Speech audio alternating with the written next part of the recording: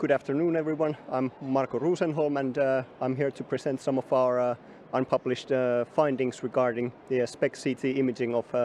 glymphatic system and some results we have acquired with the MILabs Vector 4 CT system. To begin with, none of the authors of the study declare any financial conflicts in regards to the results presented. So we know that the brain is the most metabolically active organ in the body in relation to its fraction of body weight, but unlike the rest of our body, it doesn't have a lymphatic vasculature that would be responsible for clearance of the metabolic waste that the brain produces. How then does the brain get rid of the metabolic waste it produces? So one of the key findings answering this question was made by Professor Michael Nedergaard's group in University of Rochester only less than 10 years ago, which they've titled the glymphatic system, which essentially is a perivascular system of cerebrospinal fluid flow that facilitates the flow of cerebrospinal fluid in the brain, essentially so that the cerebrospinal fluid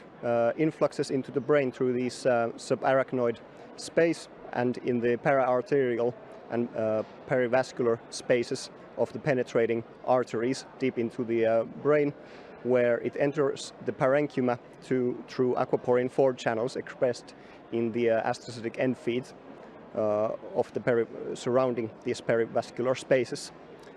Here the main functional role given to glymphatic system is that it contributes to clearance of metabolic waste from the parenchyma, therefore functioning as a similar role to the lymphatic system in the rest of the body. This of course has quite large repercussions to many diseases which are characterized by accumulation of metabolic waste in the body, such as Alzheimer's disease and Parkinson's disease. But one aspect that me and some of my colleagues are particularly interested in is that this glymphatic system could potentially be used as a conduit to enhance intrathecal drug delivery to the brain, because we know that with many neurotherapeutics, the blood-brain barrier presents an impenetrable obstacle for drug to reach its active site in the brain. So we're interested whether administration of these drugs into subarachnoid CSF in conjunction with some sort of booster for the glymphatic delivery would be able to enhance the delivery of CNS therapeutics into the brain. However, previously we have been limited with the imaging methods available for imaging the glymphatic system, as a large part of it have been characterized in ex vivo studies or with, for instance, 2-photon imaging, which is very limited in the volume of view that the method is able to image. So these limitations got us interested in SPECT CT as a potential approach to have a dynamic and a more global view on the dynamics of cerebrospinal fluid flow.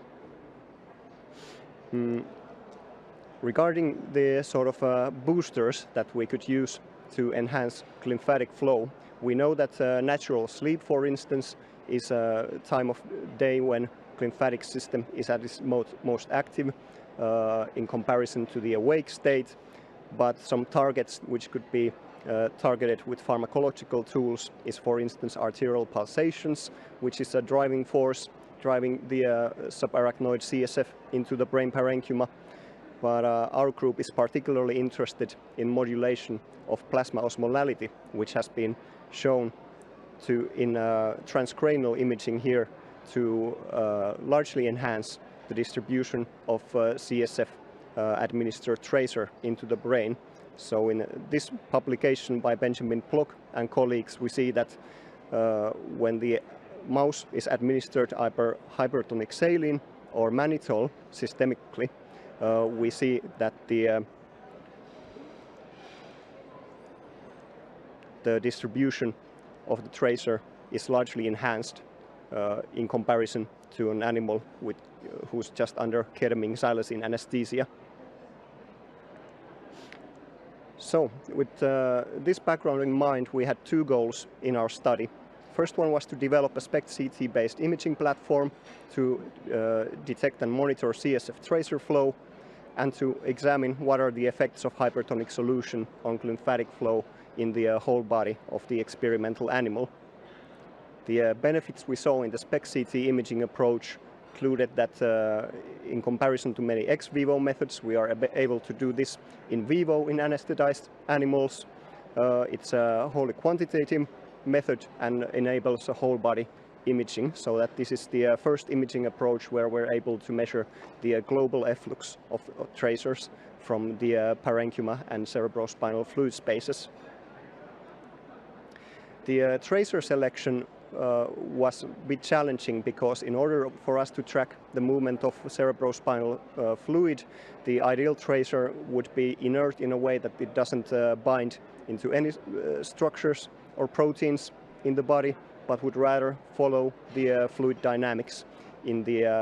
perivascular spaces and interstitial fluid of the brain.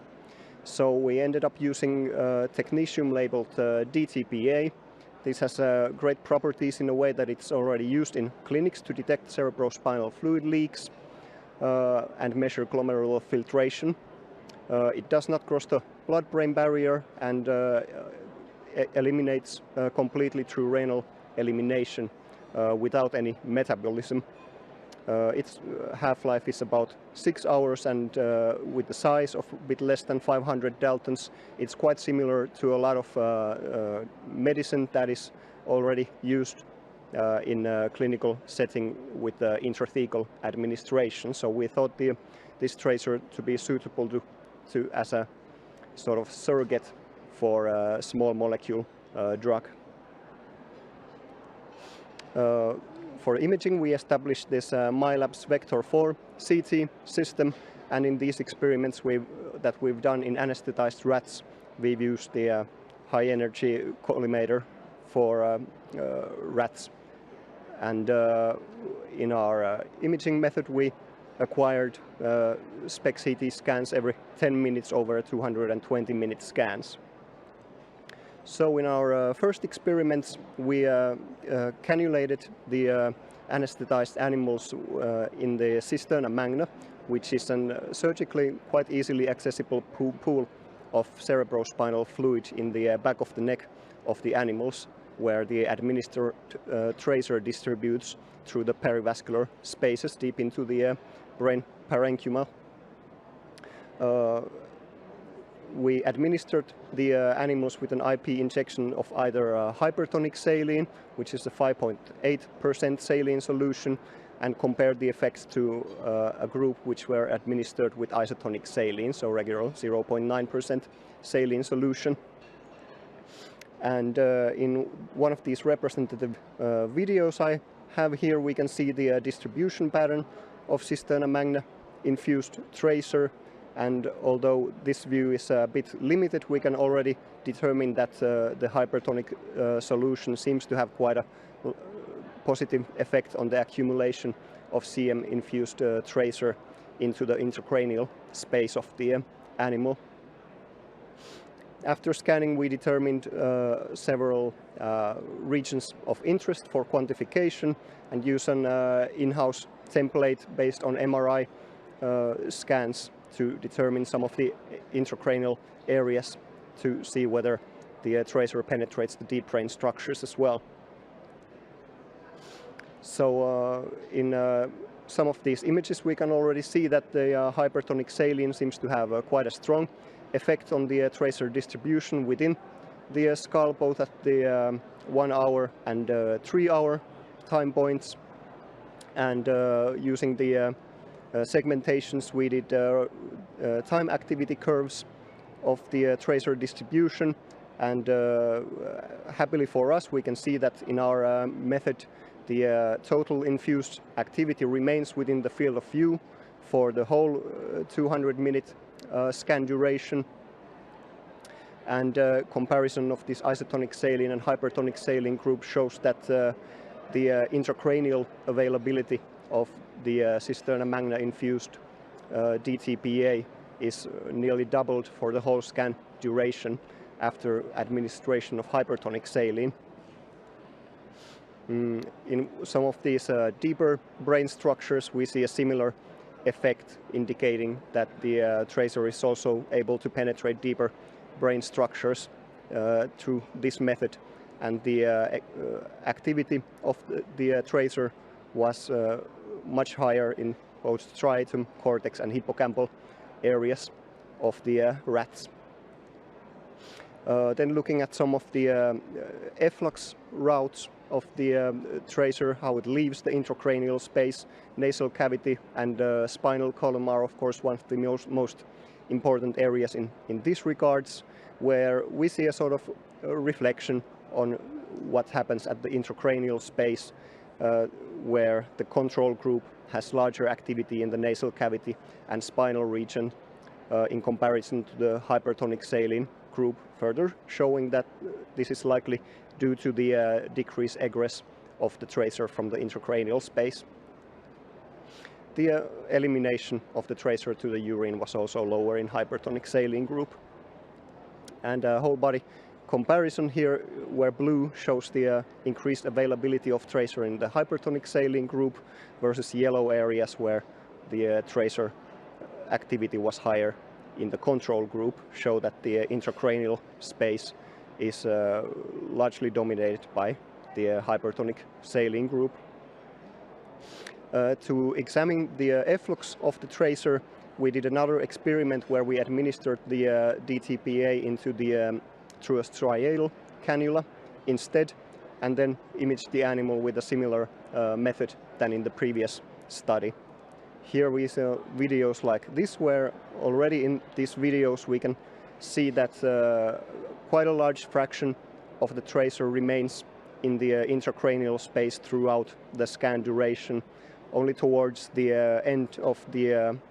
220-minute scans we start to see some activity in the kidneys and the bladder. Here the differences between the groups remain quite minor, especially in the intracranial area, but we can still see some effects on the fluid dynamics, as the hypertonic saline seems to direct the tracer efflux towards spinal region more than to the nasal cavity area. And finally, just to control whether any of these changes would be caused by effects of hypertonic saline to glomerular filtration, we administered a group of animals with the intravenous tracer into the tail vein and administered the animals with either isotonic or hypertonic saline, where we see that a large fraction of the tracer is rapidly eliminated through renal elimination. And between the groups, no large differences were seen, indicating that the increased intracranial availability we saw at the after cisterna magna administration of the tracer is mainly due to the decreased egress of the tracer from intracranial space to systemic circulation. Our hypothesis how this hypertonic saline works is that it draws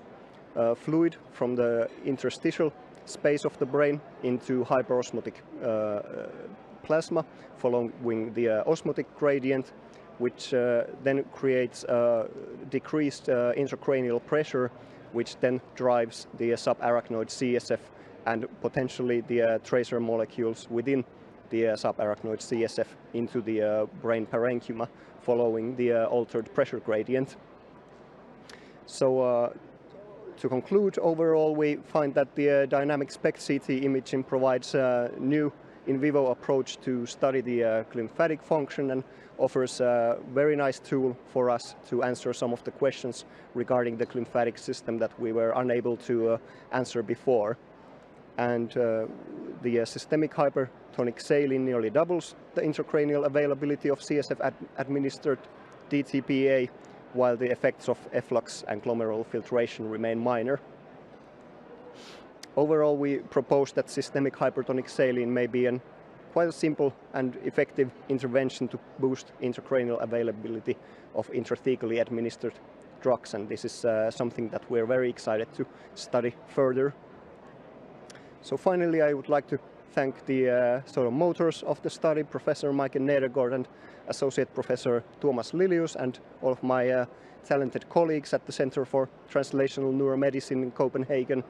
Of course, MILabs for all your help with the establishing this new imaging method in our lab, and all of the funding that made this study possible. Thank you for your attention.